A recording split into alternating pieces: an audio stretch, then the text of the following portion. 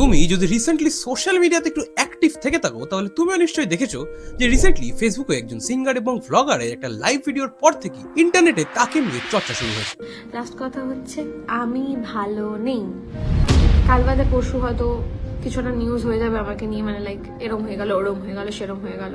আমি জানি না কি নিউজ হবে, আমি সারাক্ষণ নিউজেরই অপেক্ষা করি কিছু একটা নিউজ হবে। কারণ তার সেই লাইভ ভিডিওতে সে তার জীবনে এতদিন ধরে চলতে থাকা তার কাজ এবং তার সংসারে চলতে থাকা সমস্যার কথা বলে, এবং সেই ভিডিওটা শেষে সে এটাও বলে যে কয়েকদিনের মধ্যেই তাকে নিয়ে হয়তো কোনো নিউজ আসবে। এন্ড সারপ্রাইজিংলি তার পরের দিনে তার এক ক্লোজ ফ্রেন্ডের থ্রুতে দেখা যায় যে সে হসপিটালের বেডে শুয়ে আছে। এন্ড এই ঘটনার পর তার সেই লাইভ ভিডিওটা যেভাবে ভাইরাল হতে শুরু করে সেভাবেই তার প্রতি এবং তার জীবনের প্রতি সহানুভূতিও দেখাতে শুরু করে সাধারণ মানুষ, এবং সেলিব্রিটি লাইফের অন্ধকার দিকটা আবারও সবার সামনে উঠে আসে। বাট এত সহানুভূতির মধ্যে সারপ্রাইজিংলি তার ইনলসদের এগেইনস্টে সে এত অভিযোগ করলেও তাদের দিক থেকেও কোনো রকম কোনো উত্তর না আসায় কিছু মানুষ তার ইনলসদের হয়েও কথা বলতে শুরু করে, এবং অনেকেই তার বন্ধু শায়ককেও এই সিচুয়েশনের জন্য দায়ী করেছে। এন্ড এই সমস্ত কিছুই তার ফেম পাওয়ার জন্য একটা পাবলিসিটি স্টান্টও বলা হয়। এন্ড এই লাস্ট কয়েকদিন ধরে এই টপিকে বেশ কয়েকটা ভিডিও এবং বিভিন্ন পিওভি শুনে আমার মাথায় কিছু প্রশ্ন আছে যে 78টা ঘুমের ওষুধ খেয়ে একজন সাধারণ মানুষের পক্ষে কি 2 দিনের মধ্যে রিকভার হওয়া সম্ভব, কিংবা কোন হসপিটালে এরকম ডেইলি ব্লগিং অ্যালাউড থাকে?